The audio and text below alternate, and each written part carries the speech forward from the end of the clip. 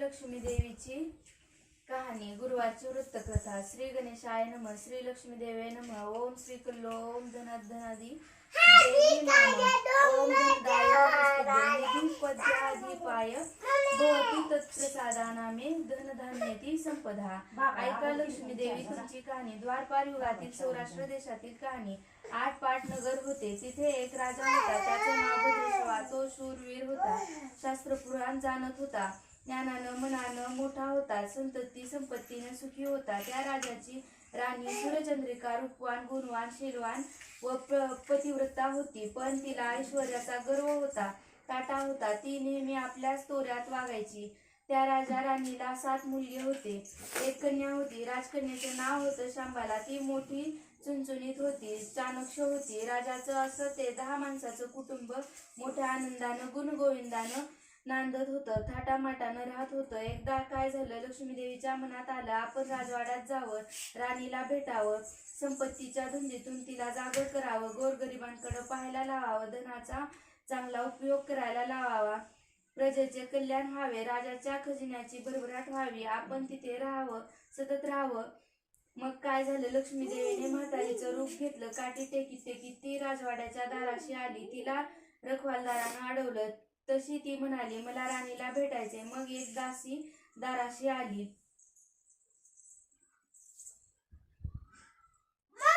एक दासी दाराशी आली. ती त्या म्हातारीला म्हणाली, कोण ग बाई तू? काय गाव कोणतं? नाव काय? राणीला भेटायचं कारण काय? म्हातारीने सांगितलं, मी कमळाबाई, द्वारकेला असते. राणीला भेटायचे, आशीर्वाद द्यायचाय. कुठे आहे ती राणी? राणीसाहेब कामात आहेत, मैत्रिणीशी बोलत आहेत. तुझा हा अवतार.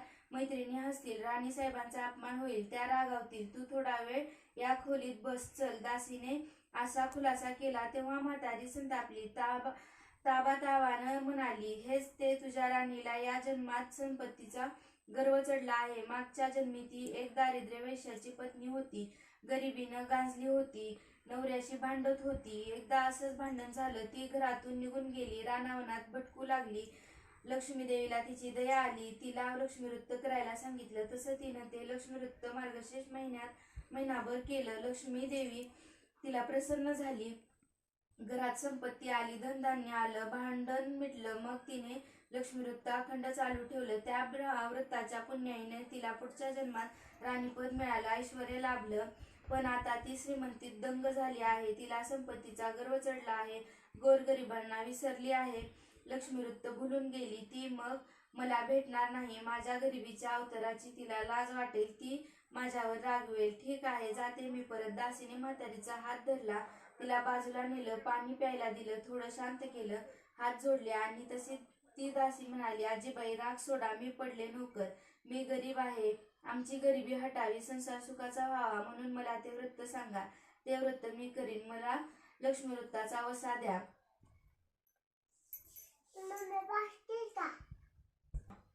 तुला ग वसा कशाला? उठशील मागशील, घेतला वसा टाकून देशील. संपत्ती मिळाली तर गर्व करशील. म्हातारी असं म्हणाली. त्यावर दासीने तिचे पाय धरले आणि म्हणाली, उठणार नाही, मातणार नाही, घेतला वसा मी टाकणार नाही. लक्ष्मीचं व्रत अखंड करीन. गोरगरिबांना मान देईन. धनसंपत्ती मिळू दे. संसार सुखाचा होऊ दे. गर्व अभिमान करणार नाही. तुझी आठवण विसरणार नाही. मला ते लक्ष्मीचं व्रत सांग. कसं करायचं, काय करायचं, सारं सांगा.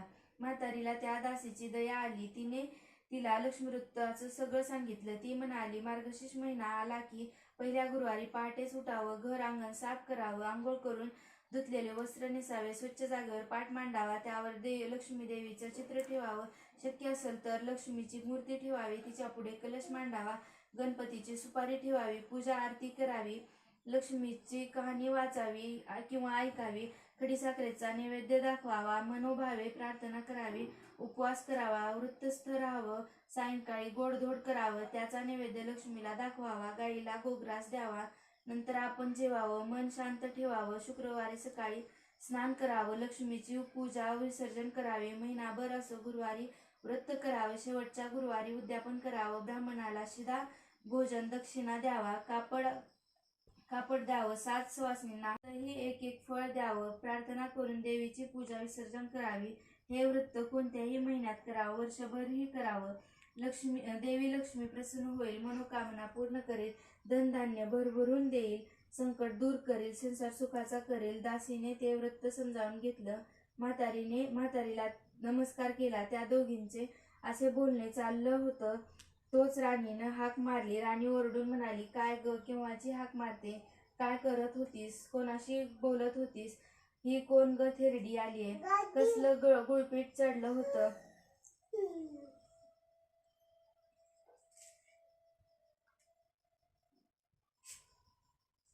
पप करू लागली. त्या म्हातारीला लवकर निघून जा म्हणाली. तोच राणी पुढे आली. त्या म्हातारीवर ओरडली, म्हणाली, काय ग भिकारडे, इथे कशाला आली होतीस? काय काम होतं ग? म्हातारी म्हणाली, मी तुला लक्ष्मीच्या व्रताची आठवण करून द्यायला आले. मागच्या जन्मी तू लक्ष्मी व्रत केलंस म्हणून या जन्मी तू राणी झालीस बरं. म्हातारी हे सांगत होती. तोच राणी मध्येच खेकसली, हे मागच्या जन्मीचं पुराण मला नको सांगूस.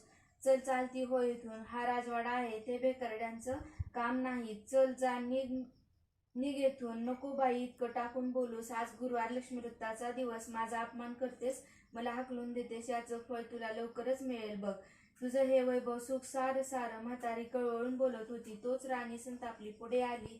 तिने म्हातारीला ढकलून दिलं आणि तेथून हाकलून लावलं. मला शाप देतेस? चालती हो, निघ येथून जा, असं ती म्हणाली. म्हातारी धडपडत उठली, कणत विवळत तेथून निघाली. राणी मातेचं ते वागणं शांबालेनं माडीवरून पाहिलं. तिला म्हातारीची दया आली. ती मागच्या जिन्यानं उतरली. मागल्या दारानं ती धावत गेली. म्हातारीला तिने गाठलं, तिचे पाय धरले, म्हणाली, आजीबाई क्षमा करा, माझ्या आईचं खूप चुकलं. ती अशीच रागावते, नेहमी ज्याला त्याला टाकून बोलते.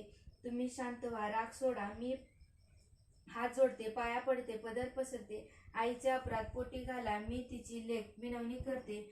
उठ बाळा, तुझ्या आईने पूर्वजन्मी लक्ष्मी व्रत केलं म्हणून तिला या जन्मी राजवैभव मिळालं. पण श्रीमंतीमुळे ती उतली मातली, घेतला वसा टाकून, ज्याला त्याला टाकून बोलू लागली. तिला लक्ष्मी व्रताची आठवण द्यायला मी गेले तर तिने असा माझा अपमान केला. याचं फळ तिला भोगावं लागेल. पण आता तू मला शांत केलंस, मी राग सोडते, जाते मी. शांबालेने तिचे हात धरला.